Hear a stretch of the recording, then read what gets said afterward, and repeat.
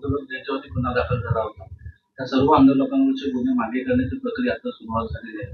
तर निवडणुकीच्या तोंडावरती हे सगळं सुरू वाटतं.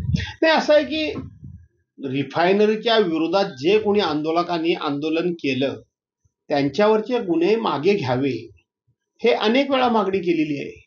यापूर्वी देखील सरकारने असे अनेकांच्यावर गुन्हे मागे घेतलेले आहेत. परंतु हे गुन्हे मागे घेत असताना मला माहित नाही, आता तुम्ही म्हणता ते त्याच्यामध्ये काही अटी शर्ती असतात. सरसकट गुन्हे मागे घेतले जात नाही.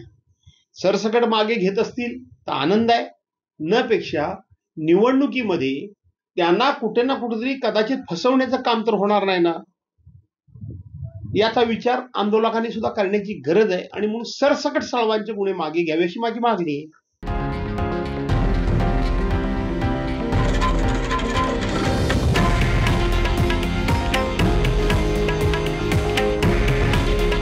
हे आहे देशातील नंबर 1 न्यूज नेटवर्क आणि आपण पाहत आहात TV9 मराठी. काळजी तुमची, हित महाराष्ट्राचं.